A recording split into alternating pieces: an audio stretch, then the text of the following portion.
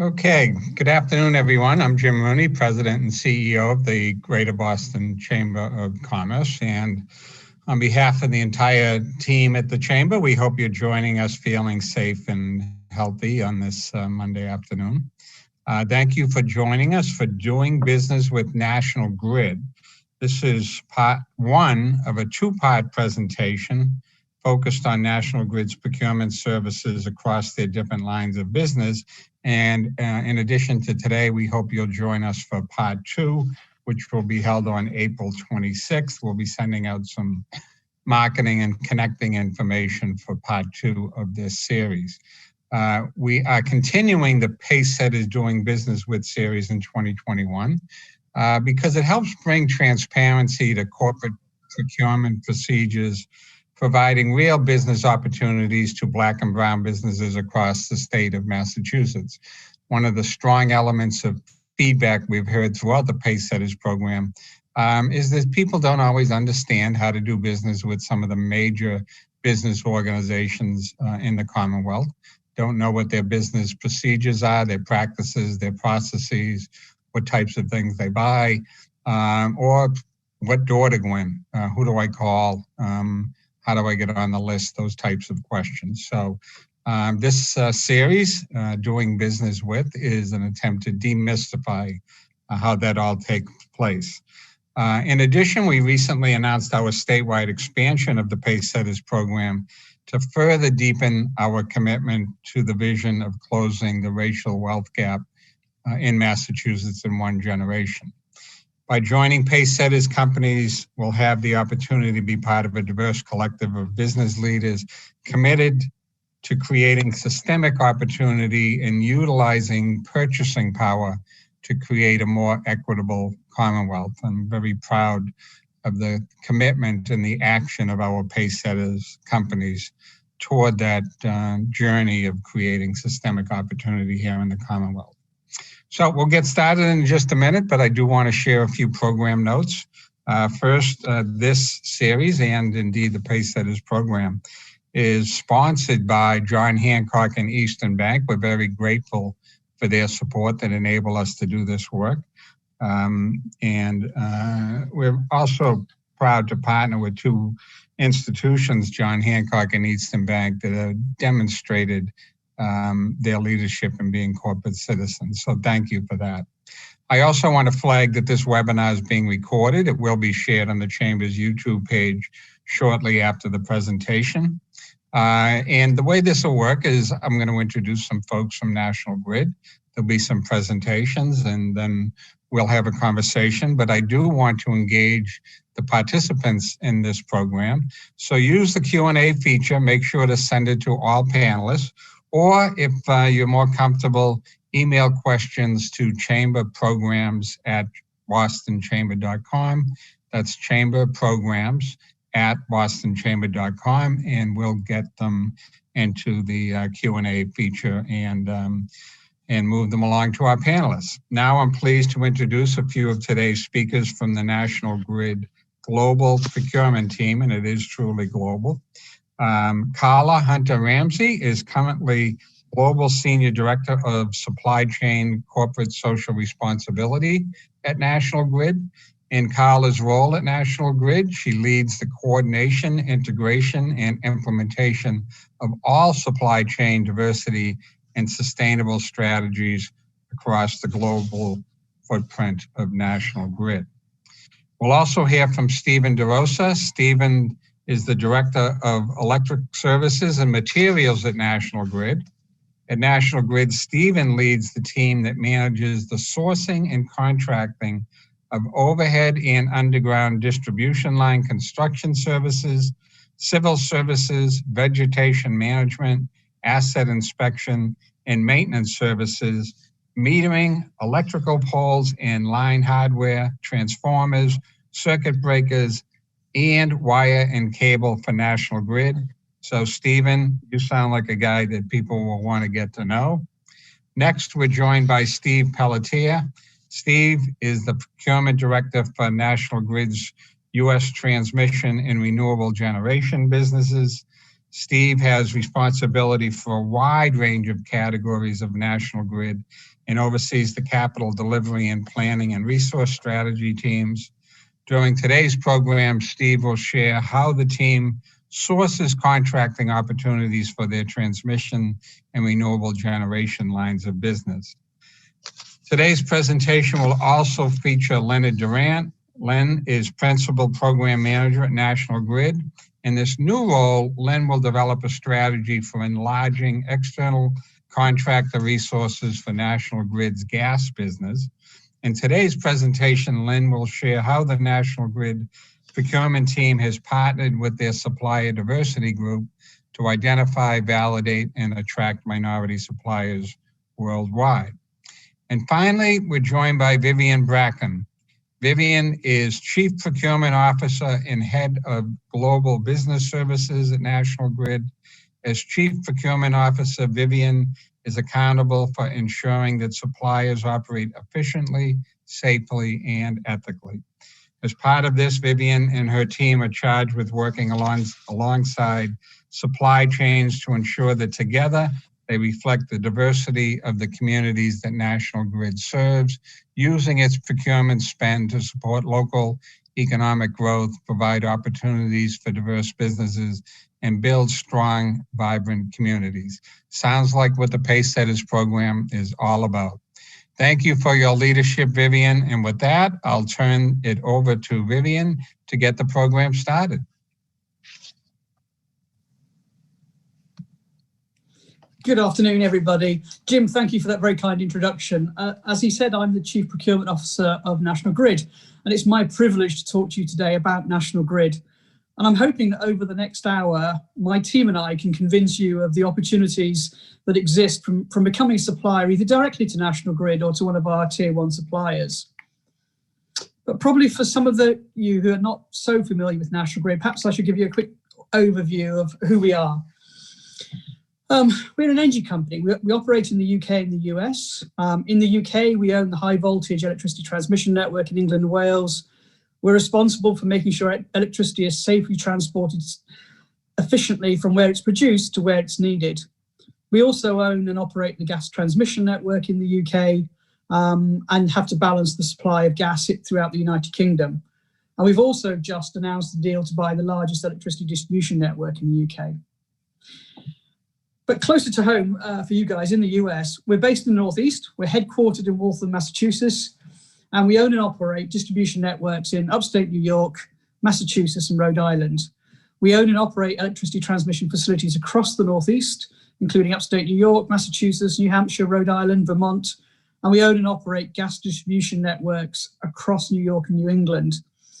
So when you take that as a whole, we have something like 17,000 employees in the US, serving 20 million residents and companies with their energy needs. So you can see, serving that many people over that geography, we really are at the heart of the energy industry, and in particular have a significant role to play in clean energy transition, to tackle climate change. And in doing that, we're investing significantly as a company in our asset base. To give you some idea of the scale that we're talking about, in the US, we're spending over $4.5 billion a year on external goods and services. As you might imagine, with spend that high, to make sure we deliver that investment flawlessly, we rely on a broad set of supply chain relationships with all sorts of companies from all sectors. We procure services ranging from very specialist high voltage transmission goods and services through construction activity of small and medium size, even down to things like landscaping and snow clearing in our facilities. So a whole range of services across that $4.5 billion every year. What this does is provides a significant opportunity, either as a direct contractor to National Grid or working for one of our big prime contractors. So this is why that's important to us. And it's also important to us because, as Jim said, National Grid believes that we need to look as a company for opportunities to increase our contribution to the societies in which we live and operate. And as a company, we've identified a number of areas where we believe we can do more. We can have more of an impact on the environment, the communities we serve, the people that support us. And we've set out those commitments in what we call our Responsible Business Charter, and that sets out how we, National Grid, plan to show up as a contributor to society, in addition to those sort of services we provide every day. And as part of that, one of our key commitments is that we will work across our supply chains, and that we will work with our suppliers to make sure we reflect the diversity of the communities we serve, and we will respond to the economic needs of the communities we serve. So what that means in practice is we are very keen to build partnerships with small and local businesses and all suppliers that live and work in our community to help us support and drive the sort of economic and environmental well-being of those communities. As a result, our procurement activity, that $4.5 billion a year, represents a very powerful opportunity for economic inclusion. And this afternoon, what I really would like to hope I get across to you is A, how passionate we are about that, and B, start to make those connections to help progress those commitments and to help further those ambitions, and make sure that that we make some connections with all of you in the audience, so we can bring you in and give you those opportunities that we can see. But I'm going to let my team get into some more of that detail on how you can get involved and help you make those connections. So to start with, first of all, thank you very much for inviting us today, and over to you, Carla, to lead the presentation.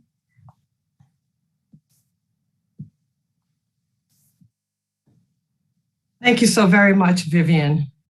Before I get started, I did want to acknowledge quite a few individuals that helped to make today possible.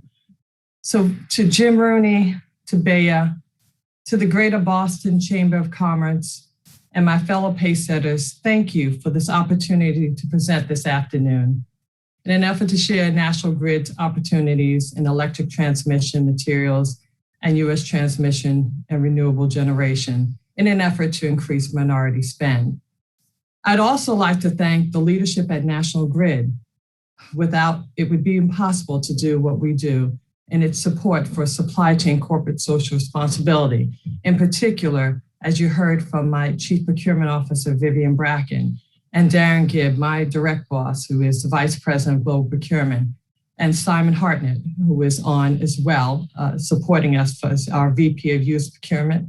You'll hear from Steve DeRosa and Steve Peltier and Lynn Durant, who are presenting today, our supply chain ambassadors, all our other colleagues from procurement that dialed in, and last but definitely not least, my right-hand floor calendar for her steadfast commitment to the initiatives that we lead at National Grid. Next slide. So let's take you through the agenda today. So I'm going to go over the supply chain, corporate social responsibility, and then you'll hear from Steve DeRosa, who will take you into the electric services and materials, followed by Stephen Peltier, who will talk about U.S. transmissions and renewable generation. Then we'll have a wrap up from Lynn Durant, who kind of tie all of that together. And then I will send it over to Jim Rooney, who will take us through a Q&A session. Next slide, please. Next slide. So I mentioned to you that you cannot effectively run a supply chain corporate social responsibility program without the support of your senior leaders. And so what you see to your left is our CEO, John Pettigrew. And this quote, which is so very important, our business remains at the center of one of our 21st greatest challenges to build affordable, reliable, and sustainable energy systems that can supply tomorrow's world with the energy it needs to prosper. A lot of the work that my team does absolutely support that. And you will hear as I talk you through the environmental pillar, where we help to contribute specifically in that space. And underneath, you see a visual of the global supply diversity policy. Our policy is signed by John Pettigrew because he believes and he supports supply chain diversity. And so it is not only the US agenda, but our agenda also in our other parts of our business, that we have a global supply diversity policy. So that takes us over to the right-hand side. So when you talk about supply chain corporate social responsibility, you are looking at those initiatives that do help to reduce risk, but also provide societal benefits. Those things that help with promoting climate change and respecting human rights and gender equality and supply diversity. These are all parts of our core business strategy. And we look at this from a perspective of how do we see social, economic, and environmental impacts into our supply chain? So as I mentioned, it's a global program. So I've got a team in the US, a team in the UK, and then underneath, we have supply chain corporate social responsibility ambassadors in both regions to help drive our agenda. Next slide, please. From a broader context, you heard Vivian talk about our responsible business charter, but before I get that, which was on the right, I'd like to just speak to you just very briefly around the UN global goals. National Grid is fully aware of its supply chain that stretches all over. And as a result, we have a number of the goals within the global goals that we support. So without naming them all, out of the 17 global goals, the procurement team contributes up to 12 of them. And several of those goals, my team can directly help to impact, which then ties us into our responsible business charter, because the responsible business charter also took into consideration the global goals in its development and where it can make, or our company can make, a material impact for future generations. And so there are 5 pillars within the responsible business charter. There's the environment pillar, where my team has an agenda to play. There's the communities, there's people, there's economy. We're spelled out specifically in economy, but we do show up in the other pillars as well. And so when I go through a few more slides, I'm actually going to draw your attention into 2 of these pillars, which is the economic pillar or the economy pillar and the environmental pillar. Next slide, please. So what I did, as you'll see, we are still in the midst of pulling together a strategy to support the responsible business charter that was launched in the fall. But as it stands right now, when we remapped what my team is responsible for against how the charter is currently set up, in the environment, we support a carbon agenda. And then underneath each of these pillars, you see where we've also taken the SDG goals and which ones that fall under each. So we support the CDP, and I'll talk to you about that as I go further into the slides. On the communities, I would just highlight supporting mentorship programs like the Pacesetters mentorship program is hugely important because it helps with developing the local workforce and creating jobs. Under the people, human rights, we have a modern slavery statement that gets updated every year, where it has commitments in it that we help to drive to ensure that we're helping to eradicate modern slavery or any forms of it. Our supply chain. In the economy, that's where you'll definitely see supplier diversity called out. And then for the governance, ISO 2400, helping to align with those standards that they provide for sustainable procurement. Next slide, please. So let's dive a little bit into the economic pillar. We've put together a MWBE Diversity Action Plan. And in looking at the MWBE Diversity Action Plan, it aligns wonderfully with what we are looking to do with the Pacesetters mentorship program. So we have looked at 5 areas where we're going to look to increase participation for minority-owned businesses. We're going to look at contracts and look to increase those contracts spend directly where applicable with minority businesses. We're going to look at our Tier 2 program.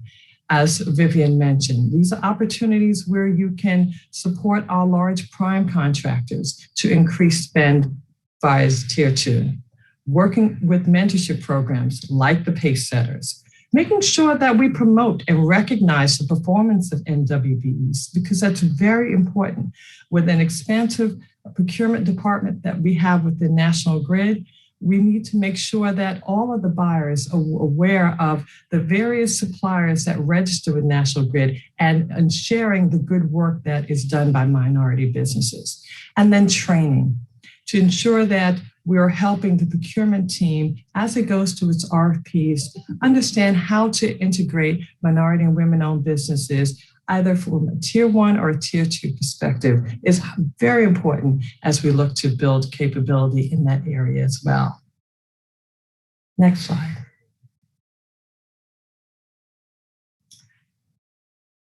So today we mentioned that you will hear from our directors and Len Durant also will be speaking from electric services and materials and transmission, but we do have 4 procurement categories led by directors. In the next session that we do on April 26th will be led by our gas constructor, Nicola Rigby, and indirects with Christine Ashford.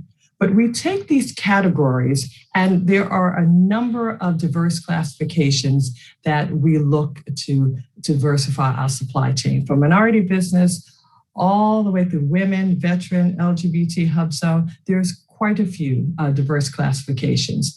And then you find the opportunities where we're looking at our Tier 1 program, we're looking at our Tier 2 program, we're looking at how do we build and support through our mentorship programs and the community engagement and how we continue to support and identify suppliers to not only help National Grid. I think it's important to, when you think about the mission of Pacesetters, we're coming together as a cohort, a number of corporations, and we're helping to build a capability so that not only National Grid can use it, but another one of my cohort members will be able to use it as well. So really important because it helps with economic development for not only the at-risk areas within Massachusetts, but for Massachusetts, the state as a whole. Next slide, please.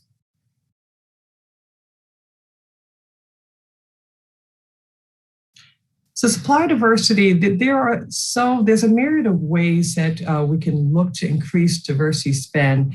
Supporting mentorship programs is one. Trade shows is hugely important because it provides for the one-on-one with matchmakers and to understand what a lot of times minority businesses are also sharing and what they provide and how they can help support. So trade shows are very important. Being involved in roundtable discussions where there are topics related directly to increasing minority spend, especially for utility company, it's not as easy, certainly from a Tier 1 because so many things are capital intensive. And so getting together with my colleagues from various other utilities and talking through opportunities where we can support each other is really important, as well as promoting both locally, regionally, and national publications to kind of sharing, here are the good news stories that we have of MBEs that we've worked with, things that have worked for us, and spending time kind of just making sure that we get the word out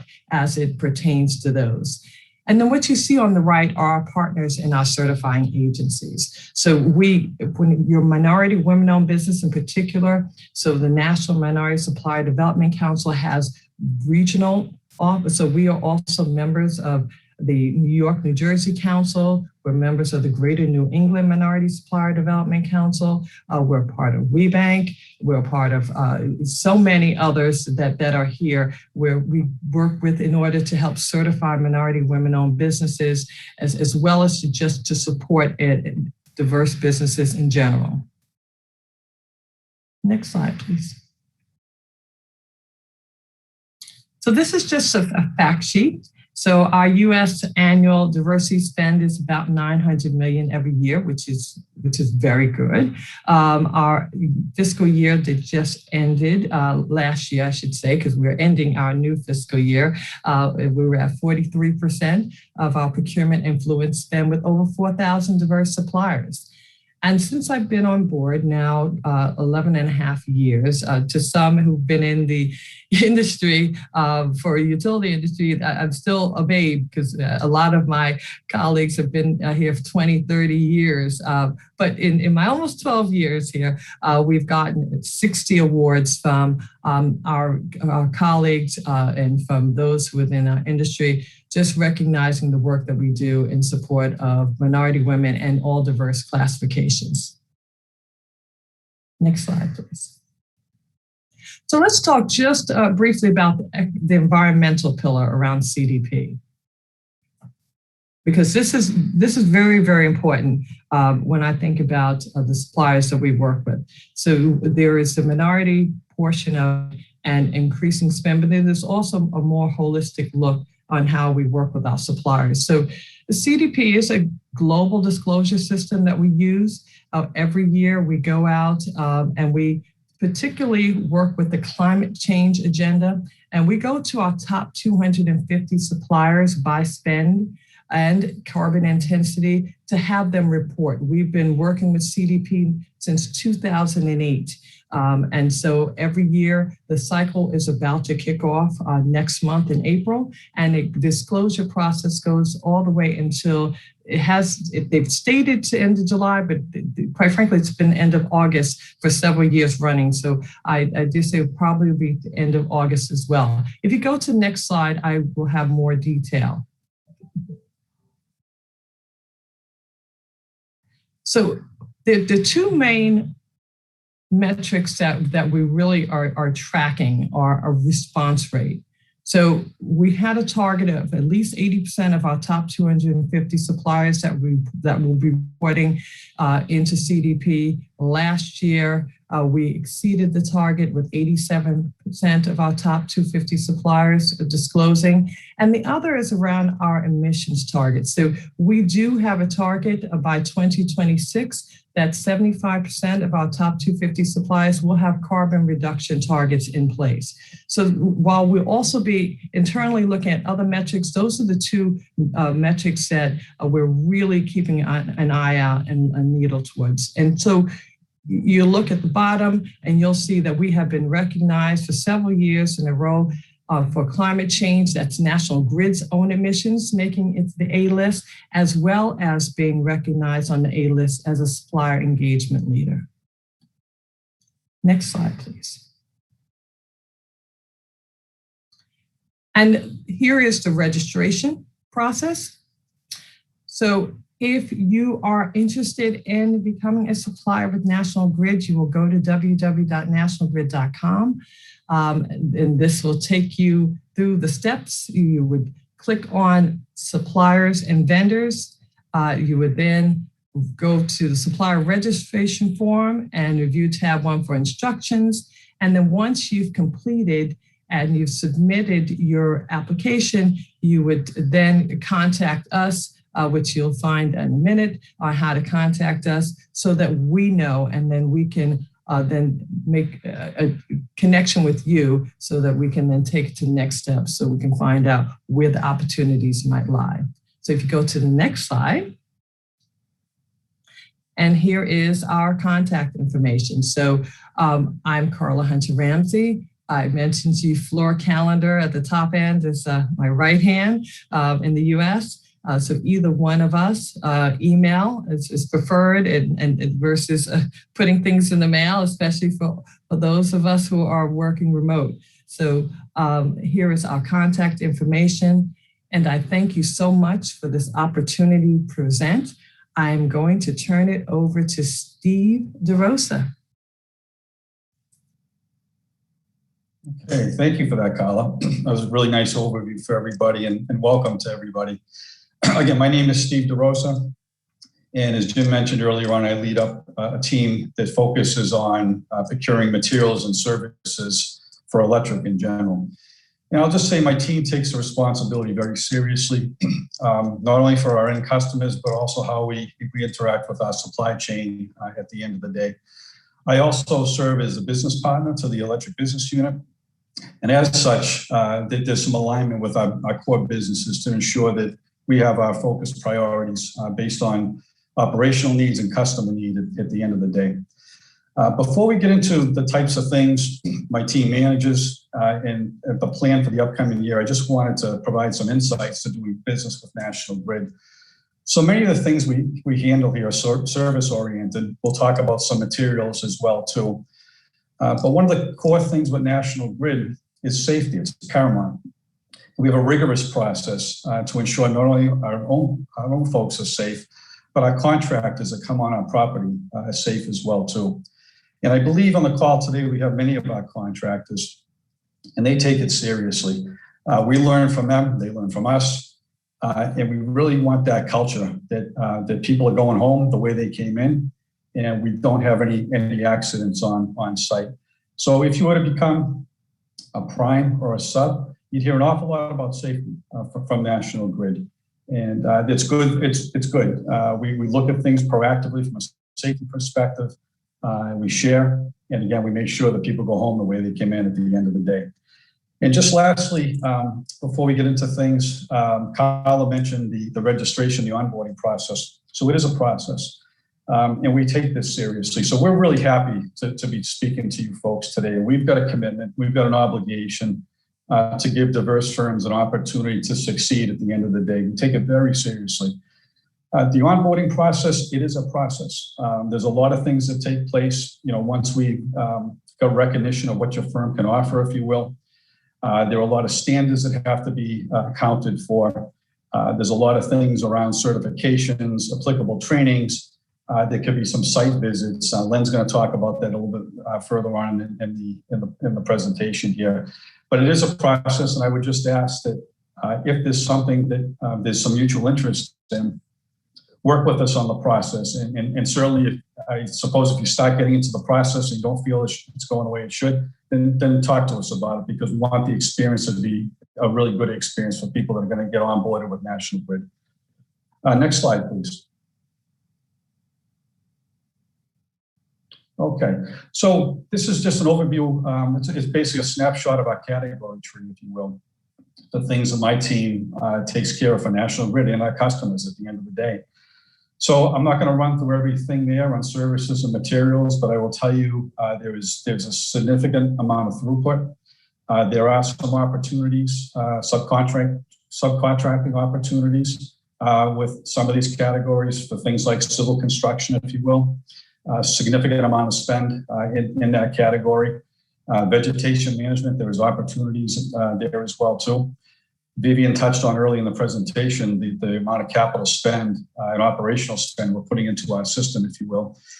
In that category alone, there's $100 million a year in the United States. It's just amazing the amount of work that gets done to prevent accidents, prevent lines from coming down at the end of the day. We handle a lot of things around energy storage as a service. We're buying energy to do things around non-wires, if you will, not using conventional wire programs. And we're starting to get into things that Carla was just talking about with carbon disclosure and carbon throughput, electric vehicle programs. We're starting to get into that as well too. Now, areas where we haven't had a lot of subcontracting opportunities, if you will, but I think it's worth taking a look at is on the material side. We spend significant dollars on things like transformers and switchgear in our substations, if you will. We do a lot with control protection in our substations, wood poles as an example, a lot of things with wire and cable, a lot of things that go overhead. So I think that's something that we're going to take a look at based on some of the folks that are here today to see if there's something that maybe they can partner up with some of our prime suppliers as well too. We're going to push the envelope a little bit and see if there's an inroad there as well. Next slide, please. Okay, so what are we up to for this year? There's a couple things. So we do a lot of category strategy development as well too. So Vivian, our CPO, has been pushing our whole organization to look at things end to end. Really important. So we look at holistic categories, things I just mentioned earlier, like vegetation management, our civil category, our overhead underground line construction work, if you will. She's asking us, hey, let's look at things end to end at the end of the day and kind of figure out what's the best value. What's the best value for the customers? How do we integrate our supply chain? And how do we get great delivery at the end of the day? So that work happens. We do that work kind of in in concert with a lot of things that happen day to day. And there's a lot of project work that will be coming up this year. We handle quite a bit. You'll hear more about that from Steve as well, too. But we've got a lot of projects coming up, overhead line distribution projects where there could be some subcontracting opportunities there. I mentioned our civil category. It's an invasive category, and a lot of times it's in the street type of work, similar to the gas work, if you will. And again, I think there's some nice opportunities there in terms of partnering with some of our primes as a start. Things like investment recovery. We have the inventory management piece as well too for right now, and there's a lot of resetting on commodities and recovery of costs with commodities that we use out in the field, if you will. A lot of reclamation opportunities there as well. We're looking at our pole top transformers and wood poles, and I mentioned the electric vehicle program that we have coming up. There's some really heavy hitters that have some big impact on our system and our customers at the end of the day. And an awful lot going on with our substation equipment. So a lot of this work is becoming digitalized as well too, right? So it may seem like it's business as usual, a lot of this work, but we're using techniques for assessment, inspection and maintenance, things of that nature to make the categories a little bit cleaner, if you will, and do things a little bit differently to drive improvement at the end of the day. So just lastly, some of our subcontracting opportunities, and we looked at things over the last couple of years where things kind of crept up. So, within our category, we do have opportunities for crane services, right? We move a lot of big transformers in and out of our system, if you will, and there's some opportunities there. Things like geotechnical and utility location services, really a big deal. We do a lot of underground distribution work. And obviously, we need to know what we're going after, what things are in the way, and there are some opportunities there as well, too. When we're in the road and we have site restoration services that are required, if you will, again, somewhat similar to what happens with gas, although the volume is much less. There's opportunities for asphalt restoration, sand and gravel, lumen seed operations, if you will, to help us restore our sites so we have happy customers at the end of the day. We do have needs for material transportation services. We do a lot of work with distribution manholes that we do a lot of upgrades in the road with, if you will, moving around our distribution lines underground. So there's some opportunity there as well, too. Capital equipment and tooling. We buy a lot of things that our crews need. Our contractors buy a lot of things that they need to do their work at the end of the day. And I think we'd love to learn to see if there's some folks out there, whether they're manufacturers or distribution experts, if you will, to see if there's a fit for National Grid. And finally, things like fabrication services. There's always some needs for metal fabrication services out on the road. And they go along with some things we do with the underground work, if you will, for cabinets and things of that nature. And that's kind of a niche, if you will, but I think there's some opportunities for folks to get into there as well. So these are just examples, folks. And I think, I'd love to talk to you folks if you think you have some connections here with some of the things that we're procuring, get some of your thoughts as well, too. And really, I do look forward to speaking to you further, and happy to be here today and have a real big crowd. And again, we're committed to working with you folks, and let's see if we can make some opportunities happen here. So I'm going to turn it over to Steve Peltier, who's going to talk about his area now. Thank you. Good afternoon. Thanks, Steve. Really pleased to be here today.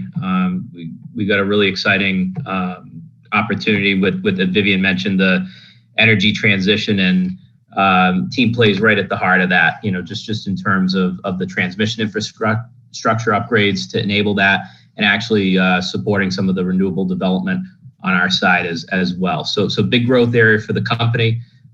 Really excited, and we're going to need your support on that.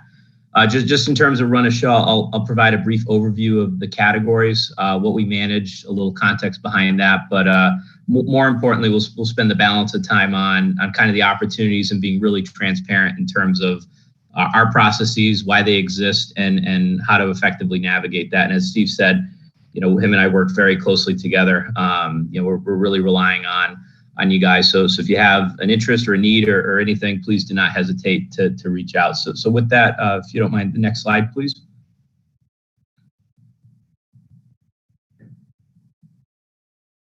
Thank you. So we mentioned we've got two pillars of the team. We've got transmission and substations, so everything, those large towers, the structures, the overhead lines, through to the substations that interconnect them. And then on the other side, we've got the renewable generation assets, things like solar, wind, large standalone energy storage, opportunities in terms of competitive transmission lines, things of that nature. So kind of the competitive arm of national grid, if you will, and both of which rely heavily on valued suppliers in our supply chain. And I think Steve had mentioned the safety. We put that just in the nature of this work. It is high voltage. It's very dangerous. The barriers to entry as a prime are, as you would expect, fairly high. The reason for that, is just given safety is paramount. We have to have that. That said, we have a core group of qualified primes. We refresh that process typically every 3 to 5 years in the transmission and substation space. But underpinning that is a huge ecosystem of local, highly skilled, highly qualified subcontractors supporting everything from tower foundations, drilling, installation, matting services, things of that nature. So everything we would need to successfully develop and construct large-scale infrastructure projects like that. So just a quick overview of the categories and what we manage. But if you don't mind, we'll spend the balance of time really on kind of how our team works and how to get in with National Grid. So next slide, please. So as I mentioned before, the barriers to entry in terms of being a prime are fairly high. That's not to say that we don't reflect the construct of the communities we service. I believe folks from Masstec, who is one of our top MBE suppliers in this space, and really working with Len on my team has made a significant impact in promoting the diversity within our supply chain and by extension our subcontractors in that space. So really pleased with their efforts there, and certainly something we want to start to expand on. So we've got a couple opportunities coming up just in the way of being a prime contractor. We're looking at our matting frameworks some point middle to later this year, along with our foundation. So we really don't have a tower foundation. And again, that's more on the civil side of things, the drilling and the construction of transmission tower foundation. So some really exciting opportunities where we're trying to get those frameworks established and refreshed. So something, if you've got a niche in that space, we welcome you to reach out to either myself or Len to get involved in that process. And as I mentioned before, we've got these really core group of tier one contractors, and we've got a sample of those, and I believe some folks from Northline may be on today as well. Really excited for their participation in this event. And as we're going through our annual, our refresh cycle of the contractors, something really front and center as part of our resource strategy is, what does the tier two look like? So not everybody, kind of wakes up one day and says, I'm going to build, several $100 million infrastructure. Is a really narrow market of folks who have the demonstrated experience, the track record, the safety to do that. But we want a deep bench. We want the communities that we have to reflect the composition of both the market and the people who live within them. And our primes play a big role in that. They play a big role in enabling the market when they do their tenders on the back of ours. I recommend connecting with them. Get out ahead of it. Introduce if you want the names and lists. We'll be happy to introduce you, because it's something really core to our refresh this time around, is making sure that tier two enablement and that process is really demystified. We're transparent in who our primes are and how they bid their subcontracts. So more to come there, but I highly recommend connecting with these folks. And start to develop that, playbook into how we select our primes and go from there. But gentleman who plays a huge role in that, works very closely with myself and Steve DeRosa, is Len Durant. So without further ado, I will hand over to Len, who'll go into a little bit more detail around the supplier qualification process, how that works, and how to kind of get the foot in the door. So with that, go to the next slide, please. Thank you. Up to you, Len. Thanks, Steve, for that introduction. Good afternoon, everyone. And I'm glad that you all are online today. I'm really enthused about the number of participants we have today. I'm tasked with giving the procurement wrap up here. I kind of want to circle back and put all this together and kind of explain to you how this all fits together and how it reflects on our areas of this discipline and how we can get you involved in our program. So a goal of today's session was to inform you regarding National Grid's contractor and supplier landscape. We also wanted to identify potential areas of collaboration. As was alluded to in previous slides, we have a breadth of supplies and suppliers that we need in order to perform our work each and every day. As part of the electric construction space, many of you may not know that most of that work is done by external contractors. We do have a large core of internal folks who handle work for us, but the majority of that work is done by external contractors. So we're constantly on the lookout for folks to enhance our supplier base. Due to the nature of our work, typically tier ones are not areas where we have a lot of MBE involvement. As Steve alluded to, we have Mastec on the line today. They're one of our biggest MBEs. We do a lot of spending with them. They do a lot of good work for us. Part of my role here at National Grid is to oversee the resource strategy of all of our contractors. How do we get the work out? How do we get the work done? And how do we resource up to make sure that we have enough suppliers and contractors to get this work done in a safe and reliable fashion?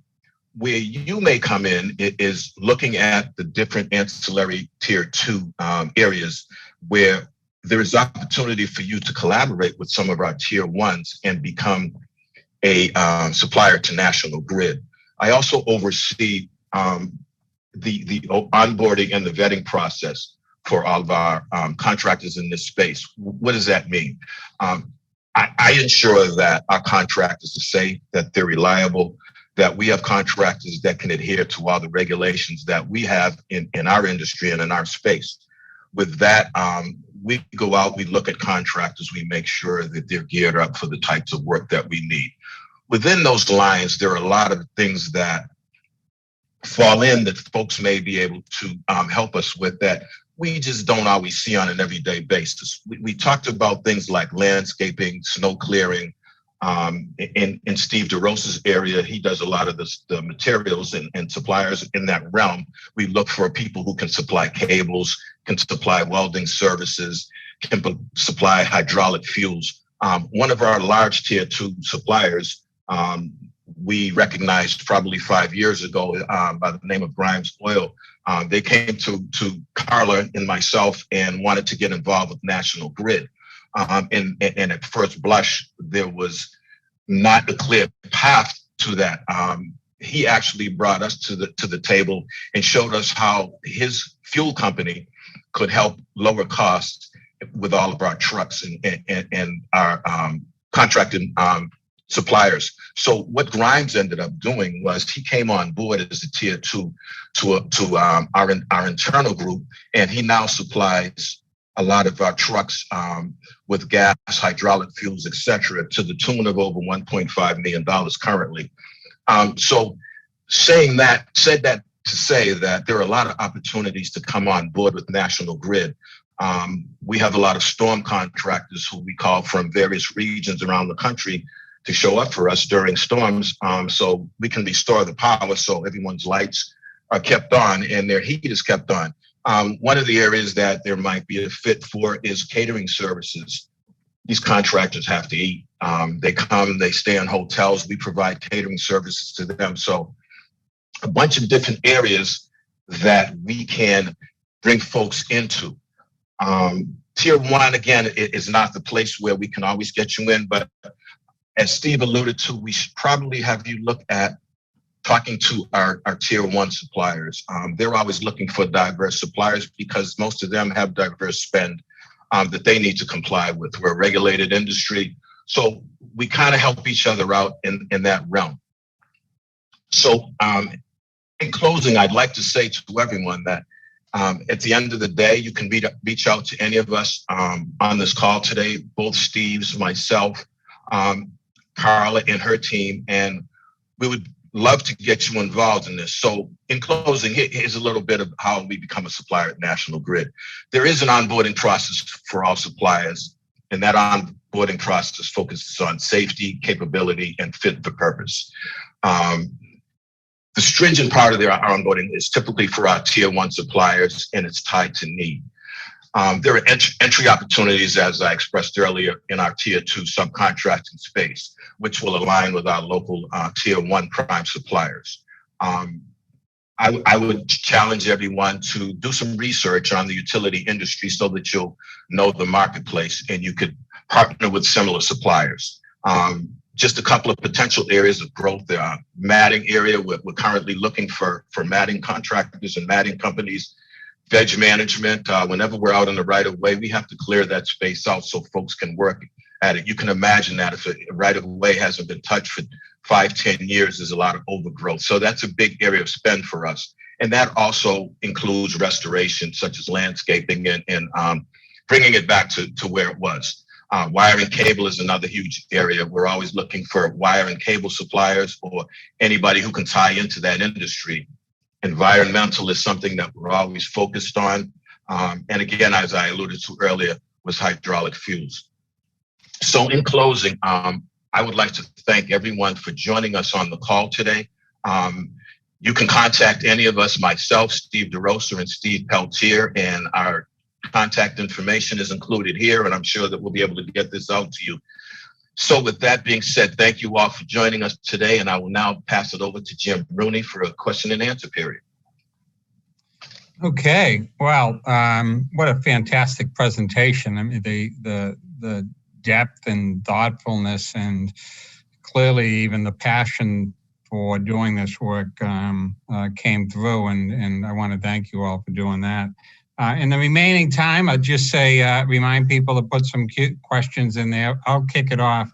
I think several of the presenters today made a point of distinguishing between tier 1 and tier 2, and perhaps more opportunity being as suppliers to a tier 1 that you hire. Is the registration process that you put up, do you connect those dots? So if someone on the call today goes on and registers with National Grid, will you triage that and say, you know what, I'm going to connect you with this tier 1 supplier that we have? So if you don't mind, gentlemen and Vivian, I'll take a crack at that. It's a really great question. I think it's a great clarifying question. If a supplier is interested in being a subcontractor to National Grid and they go and register, it is not clear on the registration that they would be a sub to National Grid. You're right, because one supplier is the same as another supplier. The way that we identify who our subs are is we reach out to our top primes and actually ask them to report into an online tool through CVM Solutions, their spend. So what I would say is that after a supplier registers with National Grid, to please, as I mentioned earlier, to reach out directly to me, because then it becomes, where is the opportunity? Who do I need to set up an internal meeting with so that we can talk about, if it's more of a tier 2 opportunity, then we talk about which is the best prime to introduce you to. And then it becomes the prime's conversation that they would have with that supplier. It's a great question. Okay, great. Thanks, Carla. Questions popping up in the Q&A feature. That's great. Thank you, audience. I'll just read these. One is, your presentation mentions that National Grid has 8 to 12 civil projects now available. May you share the process of how long it takes for a contract to be finalized? Interesting. That's a question on a contract to be finalized? Yeah, I think it's on a contract to be finalized. What's the bid process and how long does it take to award and so forth? Yeah, it varies. It varies, but it's an in-depth process, Jim, and it varies based on the complexity of the job, if you will. We try to source to award. We try to get things done in 12 weeks, let's say, at the end of the day. But we're managing schedules. We're managing regulators and customer jobs, if you will. But we try to do it rather quickly. Yeah. I think this next question is somewhat of a companion, and it's related to design services. I think we talked a lot about, actual construction or civil-like services, but are there opportunities for engineering design, civil, structural, electrical, substation as well? So Steve, I can take that if you want. Sure. Currently, we are looking at engineering design services. There's a lot of upcoming work in that space in what we call the EPC environment, which is a lot of times either engineering or design heavy. There's also opportunities below that in civil and structural work through substations and our transmission lines. So there are some opportunities in that space, and we are currently looking to add some engineering and design firms to our portfolio. Okay, great. I think we're seeing, just see here. Well, I'm going to throw a question in for either Vivian or Carla. I'm not sure who, but appropriately so. The issue of safety, the issue of efficiency and reliability was woven into the presentation. Certainly, as a customer, I want to make sure everything works, and I want to make sure that people go home the way that they came in, I think, as Stephen suggested. There's cost issues, there's efficiency issues, there's ethical issues. So talk about the balance or the degree to which sort of, there's tension between, the efforts to diversify procurement and meeting all those other sort of supply chain objectives. Yeah, I'll start. In theory, yes, there is a tension, but in practice, there isn't. People who are safe are usually efficient. Companies that are safe are usually efficient. Companies that are safe usually care about the environment. And also, just local and diverse suppliers, because they're in the community and connected to the community. It isn't a compromise on efficiency either, or economics. It is a virtuous circle, and it does work because they are, local suppliers are responsive. They're usually vested in the community. They're usually vested in being safe, and they're usually vested in sort of, giving back and supporting. So I think it does work as a virtuous circle. Our experience is that it does. And I'll be honest with you, we won't compromise on safety as a company. We won't compromise on ethics, and we will, require our companies to be part of that bargain. Our customers expect it of us. Carla, what more would you add? Vivian, I don't know that I would add anything else. I think you've done an outstanding job, and our responsible business charter, our North Star, is quite clear in our position and where we're going as a company. So I don't think that there is an either or. Yeah, and I think that was a perfect answer. And maybe I'll squeeze in one more question. Carla, in your presentation, by the way, I made a note here, loved the presentation, the portion on the MWBE Diversity Action Plan and its components. I mean, it just speaks to everything. The issue of metrics often comes up, and I guess the question is, how do you hold yourselves and your tier one suppliers accountable? So the governance process is everything, right? And so we quarterly measure ourselves against and where we are as far as MWBE spend. And we also look at diversity as well, if you will. And that is shared with our category directors and shared internally through process that we have in place.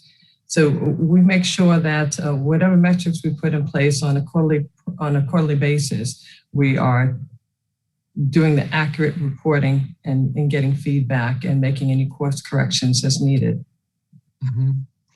Great. So it is 4:59, and I want to be respectful of everybody's time. Although, Vivian, I guess it's about, let's see, 9:59 over in the UK. It's almost bedtime. Yeah.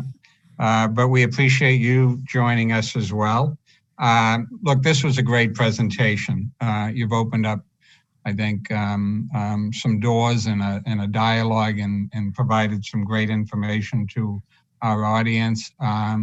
As I said, the message was clear that you want to do business with in the community and with a diverse set of suppliers. So just opening up those relationships. Register. People gave you their contact info. If you're on and you didn't happen to catch it, Bea on our team will supply it to you. A really great presentation. I want to thank you for that. As I and others mentioned, this is part of a two-part series. Our next session with National Grid will be on April 26th at 4 p.m., which will also feature some leaders of the procurement team at National Grid. You'll learn more about lines of business and related contracting opportunities, so you don't want to miss that. And you can register for that or other programs at bostonchamber.com. I want to thank Vivian, Carla, Stephen, Steve, Len, and of course, Bea on my team for today's program. And thank you to all of our audience participants for joining in. Really informative session that will be available, as I said earlier, on our Chamber YouTube page after sometime later on. So thank you all and have a wonderful evening and see you on April 26th. Thank you. Thank you. Thank you.